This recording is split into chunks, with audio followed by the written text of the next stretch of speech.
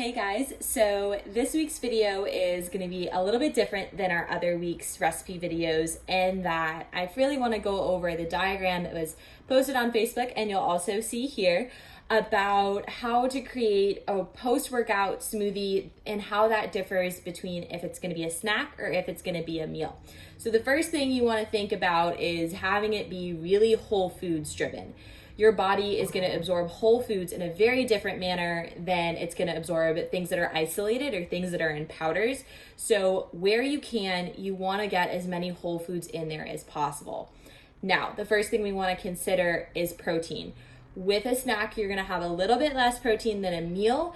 However, this needs to be right around 20 grams. So whether it's 15 up to 30 or 25, that's the area you want to sit in to make sure that after your workout, your muscles are able to recover and have the building blocks that they need. This is going to differ from a meal where you're going to want a higher level of protein to keep you satisfied and satiated for longer. And you're going to want that muscle protein synthesis to be further upregulated. So the International Society of Sports Nutrition recommends 20 to 40 grams per day. So with your meals, you want to hit right around 30 to 40 grams. Above 40, you get not as much protein absorption. So that's where you kind of want to cap it. Now, carbohydrates. This is going to be stuff, it's going to be your fruits, it's going to be your veggies, it's going to be your juices.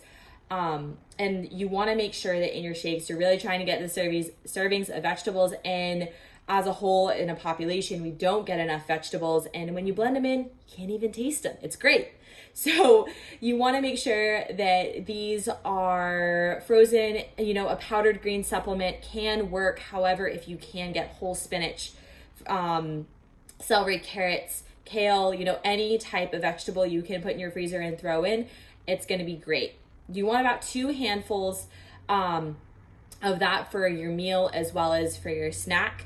Then you get some wiggle room. This is going to be, your wiggle room is going to be really big or really small, depending on how big you are. So if I am going to have my shake as a snack, I'm going to choose a less dense source of carbohydrates because I'm going to get more food volume for a lesser amount. Now, if I'm having something as a meal, I'm going to choose a more dense source of carbohydrates than for a snack. So a less dense version would be something like berries, strawberries, raspberries, blackberries.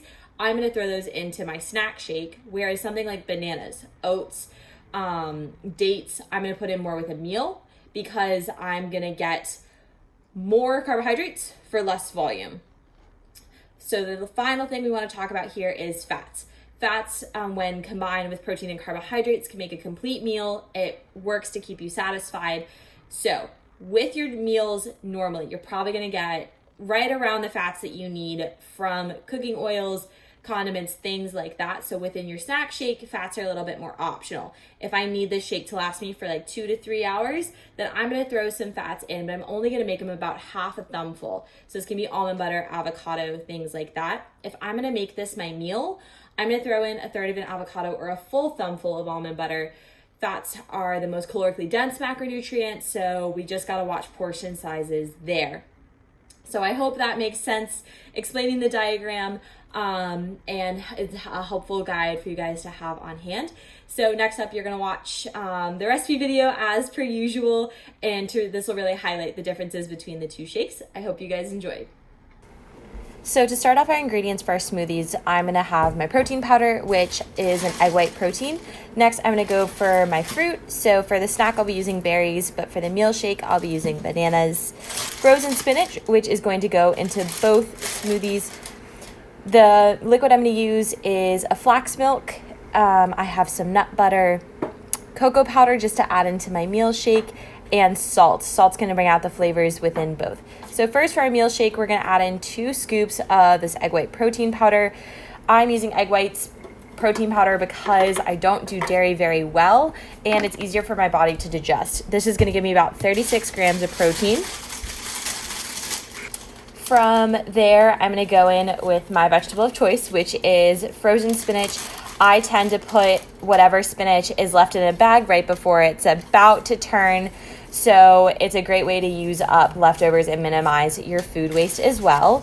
Next, after that, I'm gonna add 1 whole banana and 2 pretty large spoonfuls of good quality cocoa powder. Having good quality cocoa powder makes a huge difference in adding a real chocolatey flavor. Next, I'm gonna go in with just a few pinches of salt to bring out all of the flavors. And finally, a spoonful of almond butter, again, shooting for about the size of my thumb. Finally, I'm gonna top it all off with about a cup of the flax milk to just help liquefy everything, add some really good omegas, as well as just a little bit more protein. From there, I'm gonna blend everything together until it's super smooth. So as I pop the lid off here, you can see that the shake is super, super rich and creamy. I would say its texture is similar to a bit of a melted Frosty.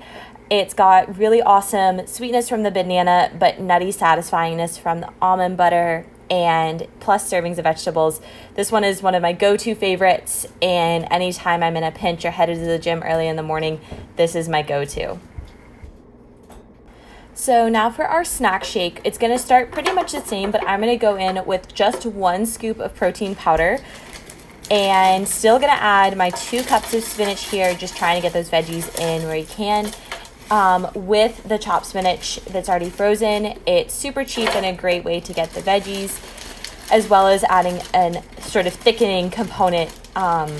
Next, I'm going to add about 1.5 handfuls of berries, then same pinch of salt, and finally finishing off with just another cup of flax milk.